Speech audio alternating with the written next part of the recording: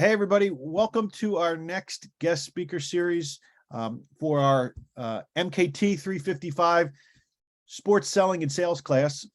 I'm excited to have our next guest here in class with us. And we have Jessica Beer, manager of inside sales with the Philadelphia Flyers. We're really excited that we were able to finally get Jessica. We've been in touch with her this past year, and she's been great to work with and just get to know her a little bit through some of the sales workshops that the Flyers do and some of the other initiatives that they were doing at the Flyers. And so really excited to have Jessica. So welcome. Thank you. Thanks for having me.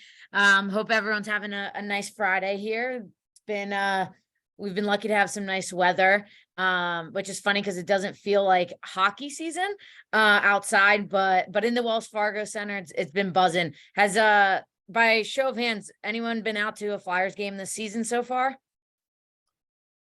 Couple?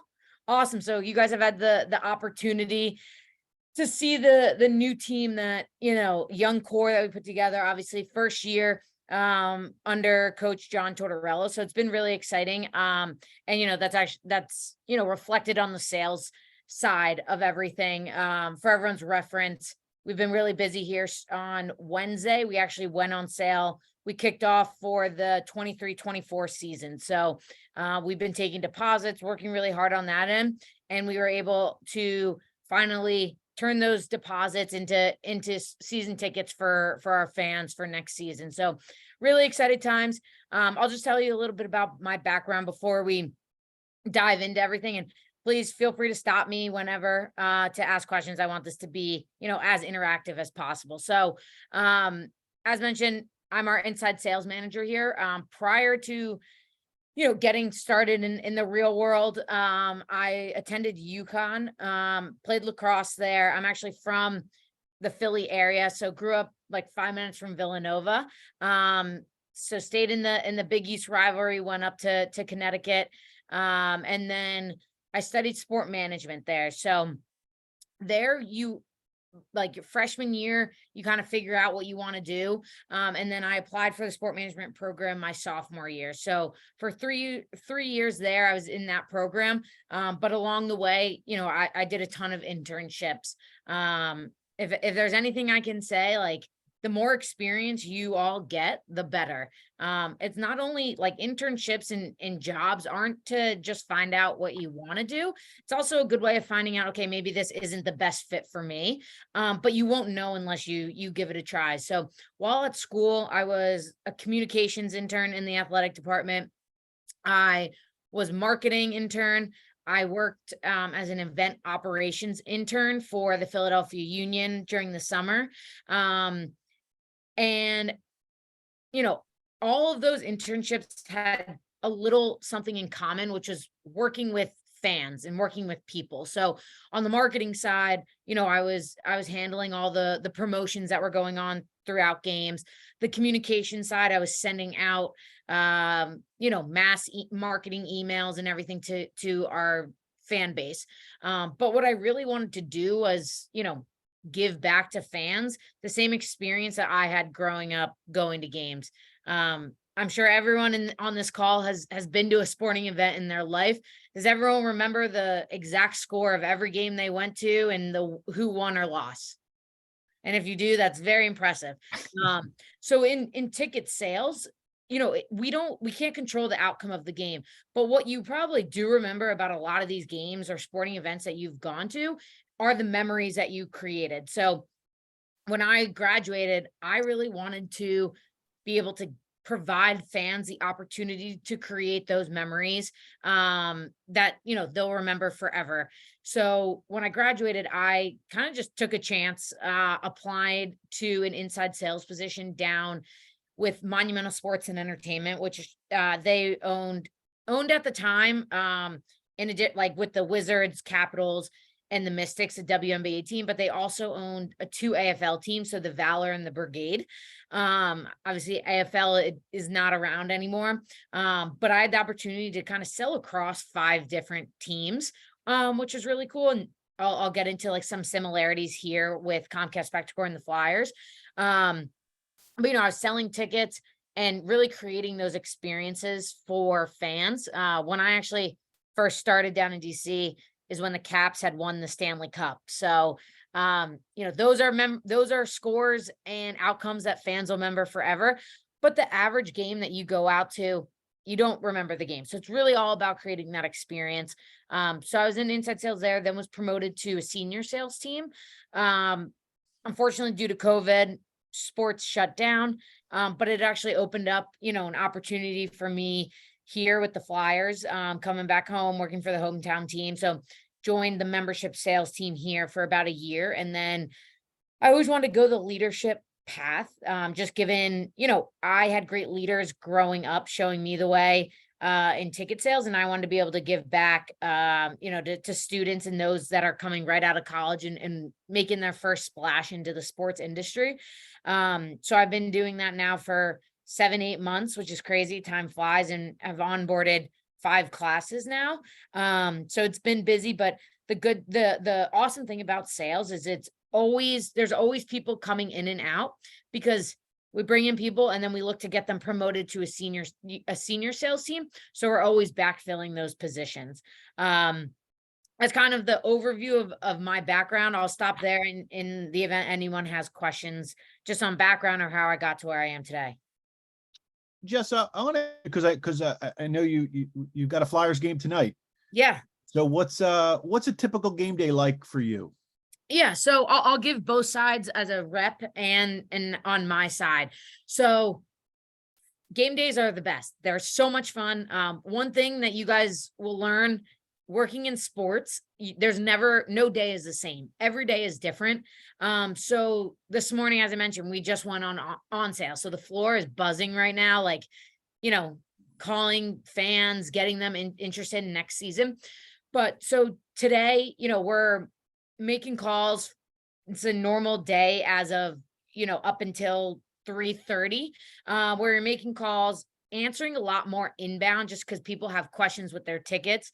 We're the sales team, but on game days, especially, we also become customer service, working with our season ticket holders to make sure, you'll get the call of, hey, I can't find my tickets. So we'll resend them their tickets.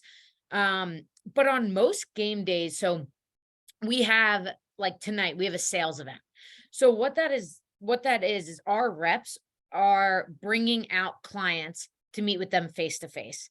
How many of you guys have gotten calls on your phone, some random numbers you don't know, and you just give them those one-word answers? It's really hard for the person on the other line to break the ice with you, right? Like, I'm sure everyone has that, because you don't know who's on the other line.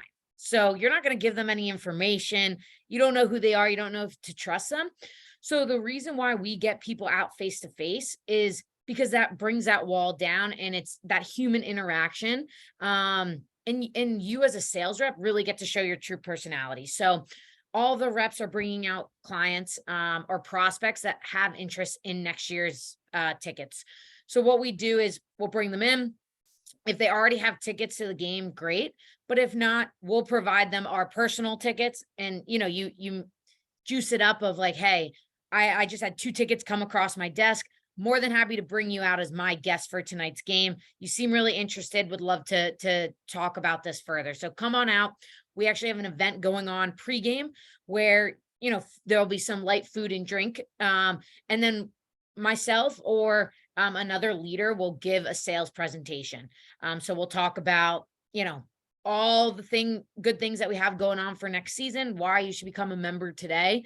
And then a lot of the times in sales, you got to get creative. So we'll have incentives for people if they buy on that night. Hey, you can walk. How cool is it if you buy a full season tonight, you can actually walk away with the signed jersey. So with sales, anytime that you guys you go to the grocery store, or I don't know if anyone's bought a car on here, but you're always trying to bargain with them, right? Or like find the best deals. It's the same way with our fans. And we know that, right? We got to spice it up a little bit. So we'll throw in autographed pucks, autographed mini sticks, autographed jersey, and depending how much they spend, we can, differentiate on that stuff. So the reps will, talk to them. The nice thing now that we're on sale is we can actually show them the live locations that we have available. So, hey, how cool is it? You can come on down. We can actually go sit in those seats, test drive them out. I always like to say, if you're going to spend $10,000 with us, I want to make sure you like the seats. It's the same thing with cars. Has anyone bought a car without looking at it, test driving it out? No, right? You want to make sure you feel comfortable in it. It drives smoothly. You have enough room. It's the same thing with our seats. It's the same thing selling tickets. You want to make sure that your client likes a viewpoint of the seats. Maybe they want an aisle seat because they want to stick their leg out. So we want to make sure that if they're spending this amount of money with us, that they like what they're getting. And then after the sales events, while the game's going on, I'm sure some of you guys that have been to games, you'll see some reps on the concourse. So we have sales tables. So that's an opportunity for you guys to engage with the fans that are walking in and out. We strategically place our sales tables. So if you notice, they're right at the main entrances. So as sales reps, we're the first people to greet our fans. Hey, what brought you out to the game? Why don't you come on over here? We have a Plinko board on each table. So that the Plinko board is to draw fans in, right? To start that conversation. Once we have them engage, talk about their plans. Hey, how many games have you come out to this year? Where do you usually sit? Who do you usually come out with? And then, hey, Matt, we're actually on sale for next season. Not sure if you're familiar at all, but what are your plans looking like for next year? How many games could you see yourself coming out to? So working game days is two things. One, you get to get face-to-face with your clients. That's what it's all about. It's all about the relationship building. But two, in sales, there's no better feeling than walking out into this bowl and seeing fans just everywhere with smiles on their faces and knowing that you had a part in that, right? Sellouts are awesome. The Flyers are making our way back to selling out. Tonight is one of our biggest games, ticket sales wise. So it's gonna be really cool. But there's no better feeling, and that's what really hooked me in with sales of wow, I got people in these seats to fill this arena, and because I got those people in the seats, it impacts everything, right? It impacts the atmosphere. Which I can't tell Hart to go have a good game, but when he has 20,000 fans behind him cheering for him, he's going to play a hell of a lot better than he is with an empty crowd like it was in the bubble, right? So ticket sales, everything starts with ticket sales, and it's just awesome to know that you have that, you played a huge part in that. Great. Awesome. All right, well, I want to hear from you guys, and then I can also ask some other questions I have for Jessica, but I'd like to hear from you guys first. So what questions do you have? Yeah, what do you got? Mario, what do you got? So I was just curious, if you were looking to get into this field of work for the interview stage, what would you look for in a candidate? What would set you out from the other candidates? Yeah, great question. So it's funny. I am always interviewing, always hiring on a day-by-day basis. So a lot of people assume that if I'm going to apply to a sales role, I have to have sales experience. And that's not the case. I had no sales experience going into my first sales job. You got to start somewhere, right? So myself and all other hiring managers of an inside sales program, we can teach you the sales process. We can teach you how, what your introductions should sound like, what type of questions we should be asking on the phone. But what I look for are those intangibles that I can't teach in someone. So are you a hard worker? Are you going to come in and grind it out? Inside sales is all about hustle metrics. So sales in general is a numbers game. So when you think about it, the more people that you reach out to, the more people will pick up and the more people are going to buy from you. So right now, my expectation of my group is a minimum of 85 calls a day. Most of them are making around 100. But today, given that it's a game day, a shortened day, you know, those numbers will vary. But you can control how hard you work. So are you a hard worker that's going to come in and just grind it out? You know, take every call as a separate call. Hey, you're gonna get hung up on a million times. You're gonna get you know, maybe you don't even get in touch with some people. It just continuously goes to voicemail. But if you treat every call as, hey, this is going to be my next buyer, you're going to find success in this role. So hard worker. Another thing is, are you adaptable? As I mentioned before, there's no one day of sales and working in sports is the same. Just a few weeks ago when the Eagles were playing, the Philadelphia Wings had a lacrosse game at the same time. So 2 days before that game, we had to change the Wings game time from 7 to 1, had to notify the entire fan base. Some people obviously couldn't make it out because of the new changes. So we had to exchange their tickets to another game because obviously it wasn't their fault.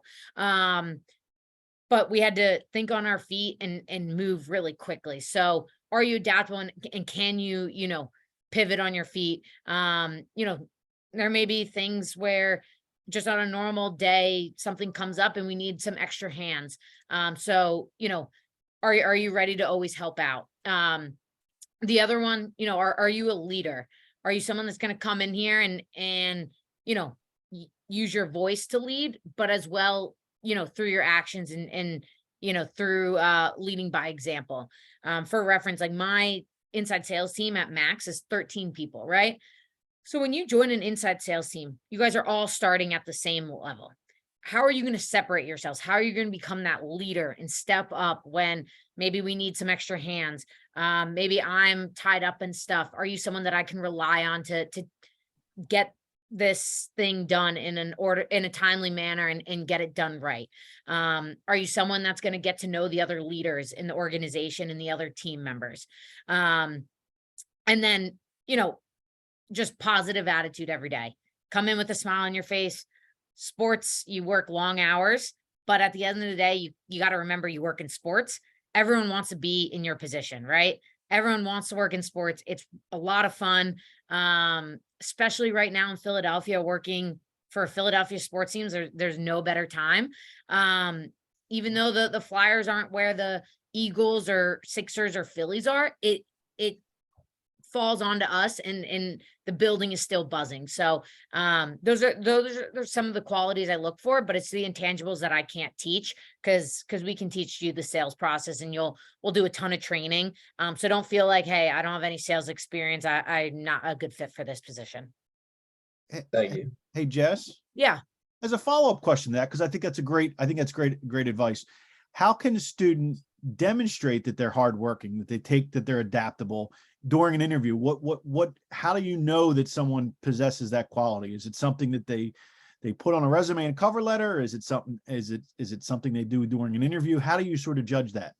Yeah, no, it's a really good question. Obviously these are sometimes hard to, like, it's not a numerical thing or, but a lot of the times, like, I'll ask just straight up a question of, hey, you know, tell me about a time where you outworked your peers via work ethic. So always have examples on, you know, ready to go. Cause a lot of the times, who's been asked in an interview, you know, what are 3 traits that you would say describe you best? Right? If you say these 3 traits, you better believe that they're probably going to ask a follow-up on it. So always just make sure you have your those examples. But a lot of these times, like a lot of these traits can come out just like you may not even know it, but when you apply, are you reaching out to the hiring manager to let them know that you applied? That means you're going out of your way, you're stepping up, you may be doing a little bit more work, but in the end, it's probably going to pay off. I'll ask, like, you know, let's say you're in a time of just complete rejection. You're getting no after no, you're getting hung up on. How do you stay motivated in those types of times? So it's those type of questions, you know, in the interview that I asked to see, you know, what type of answers people give. But a lot of the times, like, you know, depending on, you know, the extracurricular activities you're doing, if there's any clubs that you guys are a part of or fraternity sororities and you're on like a leadership position, like put that on your resume. You may not think it matters and it doesn't relate to the job you're applying for, but those are the little things that may separate you from others. Okay. Jake, looks like you got a question, Jake. Yeah. So, Jess, you talked about how you went into from communications to sales. Mhm. Can you talk about like that transition from going from communications to sales? Was it smooth? Was it something you didn't expect or expected? Just maybe give like a rundown of like your first 2 weeks in sales and see what you thought about it. Yeah. So I did my communications intern. That was the first internship I did. So between that and getting into inside sales, I was in marketing and in event operations.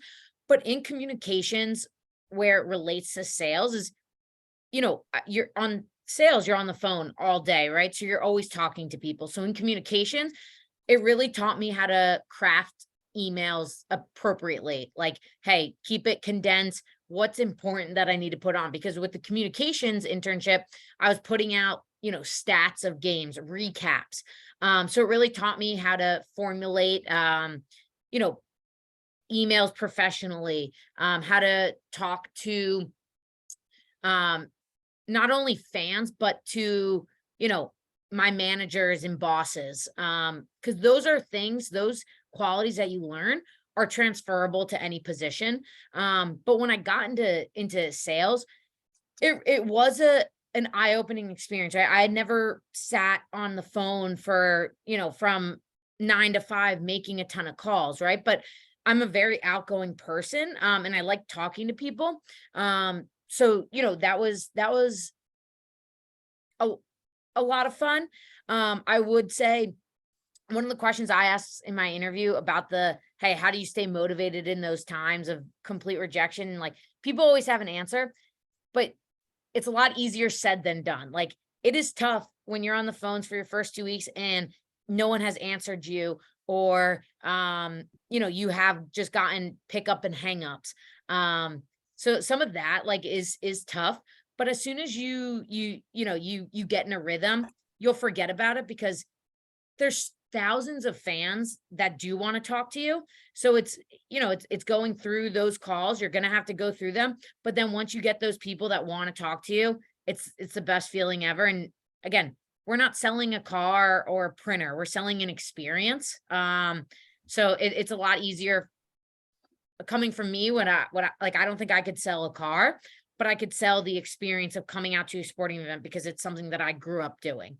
The other hard thing to get adjusted, when you start inside sales, you always start with a couple other people.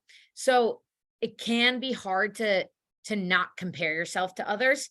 We all do it. It's natural. It's natural in humans to be like, okay, this person's doing this. How can I like outgrow them or outbeat them? But just stay focused on yourself. It's all going to come together. Don't worry about what the person next to you is doing, whether maybe they made a sale on their first day on the phones and maybe your sale's not coming till the 3rd week, but it'll eventually come. And once you get that in, it's a great feeling. And then, sales will continue to come. Okay. Great question. Grant and then Ryan. Yeah, you mentioned being on the phones a lot and cold calling kind of. I guess my question is, how is like the advancement of technology and the ability to gather like more information on the customer change the way you approach the customer, like the new methods that you use, whether it be like emailing or texting? Yeah, no, it's a great question. It's changed completely. So I've been now in sales for 5 years. We didn't have all these platforms and resources that we do now. So we use something called SalesLoft here. So basically what that is it allows us as leaders to create email templates and basically like call structures. So we get leads loaded in. As you mentioned, like, I know people don't like to give away their information over the phone, but anytime that someone buys a ticket on Ticketmaster, SeatGeek, through the Wells Fargo Center, all of their information automatically gets uploaded to our database, and now they become a new lead that we can reach out to. But our SalesLoft platform, once we load those leads in and our reps start calling them, it'll have every email written up, so you don't even have to write the email. You can still personalize it, but it'll keep them in those emails and make sure that we're contacting them on a daily basis. So like day one, step one is a call. If they don't answer, we automatically send them an email afterwards. And we usually, our cadences run for about 2 weeks, because just studies show that if we can't get in contact with someone after 2 weeks, the likelihood of us ever getting in contact with them is very low. So we'll move on to a next one. But that's a technology that I never had down in DC. I had to schedule like calendar. I had to put stuff on my calendar of like, hey, I got to send an email to this person. Here, it's just automatic. So we get a lot more touch points out to our clients, which is great, and a lot more pickups and a lot more responses back on email. Going off of that, we have like a texting platform. So, you know, you don't have to send text from your personal lines. You can send it through like a landline number, basically. We use something called like Skipster. So what that is when with our sales events, they're coming into the same entrances as our everyday fans. So it's really hard to locate them in the building. We'll get a text, hey, you know, Mario just checked into the happy hour sales event. Please go meet him at the door. So then you'll go to the door, you'll meet them, and then you'll bring them up to the happy hour event. We just did a new to the neighborhood mailer. So anyone that bought a house, you know, within a certain radius to the stadium, we send them a mailer. Hey, welcome to the neighborhood, Sean. Scan this QR code to get 2 free tickets to an upcoming Flyers game. We'll get their information there and we'll upload it. Anyone that's bought tickets for tonight's game through the Flyers website, we actually had those leads started to be contacted earlier this week. So our reps, hey, I saw you're coming out to a game this week on Friday. Would love to have you out to actually our happy hour event prior to the game. You already have tickets, nothing more you need to do on your end, but would love to get you invited out. So ton of technology now to give us better leads, to help us contact our leads in a timely manner. And then just the nice thing is we work really closely with our business analytics team. So they tell us, hey, these are the top scored leads. These are the ones you should be reaching out to. Or these are the ones that, you know, are the most likely to buy season tickets. Didn't have that when I first started, which is awesome. So a lot of change, and it's only good change. But I will say, you know, people ask, you know, where could you see ticket sales reps going in the next 5 to 10 years? Ticket sales reps will always be around because people love the human interaction. Like I'm sure everyone in here has had an issue with, you know, I ordered my brother new ski goggles for his birthday and I didn't have a tracking number and I had to chat into this bot online. They would never get back to me. Like, our season ticket members love having a personal rep here that they can always contact. They don't have to go through a service line. So, you know, ticket sales reps and us will never go away. Ryan?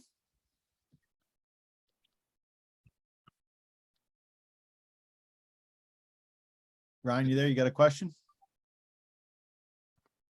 You might have to unmute yourself.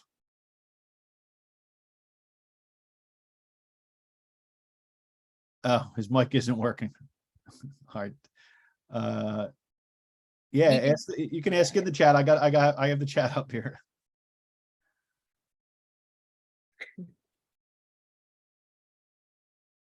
All right. Well, while we get his question in, Jessica, one question I have for you is, so from my experience with bringing in cohorts of, group sales, whatever you want to, entry level, from my experience, it's always been, let's say, a group of 10 recent graduates, college students that come in, 2 excel, 2 completely fall on their face or fail miserably, and then the rest are sort of in the middle, right?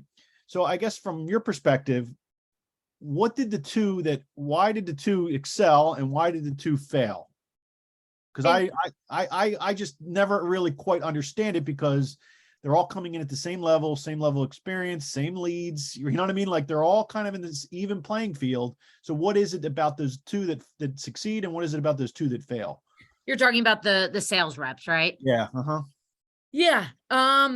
It's really about being persistent, and staying organized. You know, the biggest thing is like, there's no better feeling than, you know, someone emailing you back saying, yes, I'm interested. And then you try to get back to them right away because they said that they're interested. And then you may not hear back from them again. It's about being persistent, but in the right way, right? You're not calling someone 3 times in one day because they haven't answered you. Maybe you're sending them an email or a call that one day, but then you're, you know, let the day finish out. If we continue to call people 4 or 5 times, they're going to get annoyed and just back out. But it's also, you know, it's the way you phrase some stuff and getting creative. As I said before, like sales is about being creative. So maybe someone's on the 1 yard line. How can we get them over the goal line? And it's, hey, who's your favorite player? Great, Carter Hart. Well, hey, if we go ahead and move forward with the sale, I'll be more than happy to include a signed Carter Hart puck. How does that sound?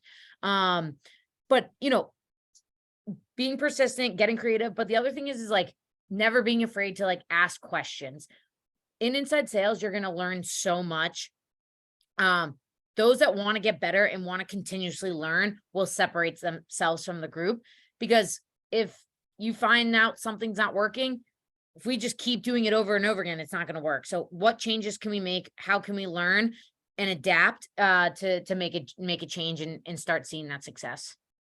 Awesome. Okay. Very good. All right. So I got Jake's question here. So I'm going to ask it, and I'm going to paraphrase a little bit. So it sounds like, what are some of the common problems that people go through when they first start in sales? Yeah. I would say kind of what I mentioned before, like the amount of calls you make in a day. People aren't coming out of college, you're not used to, or maybe never doing a sales job, making 100 calls a day, or like 85 to 100. So it could get, overwhelming at sometimes. But I would say that, and then, actually hearing someone say no to your face or curse you out on the phone because they had such a bad experience the last time they were out, or, mention, or just never pick up. And then, the person next to you is having all these great conversations, making sales every day, and you feel like you're not getting anywhere. Like the hardest thing is not comparing yourselves to others. Everyone has a different path. Everyone's going to make that sale. Everyone's going to do it a different way. Like it's just stay in your lane, stay focused. It's okay to lean on others for help. Like, hey, seems like you're making all these sales. Like what's working for you that I can potentially add in. But once you start comparing yourself and worrying about other people, that's when you start to decline and you won't see that success. Okay. Awesome. All right. So we've got a couple more minutes here. I know we're kind of going over here, so I just want to kind of wrap things up quickly. So any other questions you have for Jessica? If I could say one last thing here, absolutely. Regarding just, applying for jobs, and the biggest thing when you guys are looking for those jobs or internships is how are you going to separate yourselves from everyone else? Everyone wants to work in sports. I'll be honest with you all. So I posted, is everyone first on Teamwork Online here or familiar with Teamwork Online? So I posted our opening in just like end of November, early December for a January class. I had about over 300 submissions come in. I can't physically go through all of those applicants. So how are you going to separate yourselves? And if you apply on Teamwork Online, shoot me a note on LinkedIn or email saying, hey, I applied for the inside sales role. Would love to pick your brain for about 5-10 minutes to learn more about the position. I always thought in college, like, okay, maybe this is, you know, I'm bothering the hiring manager. This, you're not bothering them. Reach out. If you don't hear back right away, we have a lot going on. Send a follow-up email of, hey, just want to follow up on this. I know you're probably busy in season or whatever it may be, but I'd love to, you know, pick your brain for about 5-10 minutes. When does that work at your earliest convenience? So, you know, if I can say anything, you know, separate yourselves, reach out to those hiring managers, and then, you know, let the interview do its job and sell yourself in that interview. Awesome. All right, well, thank you very much, Jessica. It was great finally getting you here in class. And I'm really, Yeah. I think you gave some really great advice and gave some really interesting perspective and insight on what it's like to work in sales. So I hope that you're okay. You're open to some of the students reaching out to you on LinkedIn and connecting with you that Please. way. Yep. And then, you know, I know we promoted it in the fall, and I'd love to continue to kind of see where we can, you know, get students involved with the sales workshop. I think it's a great sort of program you guys are running, and I think it's a great, gives the students a lot of great experience in learning about just selling and what that's like. Yeah, for sure. Definitely don't hesitate to reach out if I can help out with anything in the future. All right. Thanks again. See you Yep. later. Have a Bye-bye. good one. Thank you. Thank you. No problem. Thank Have a you. good one. Thank you.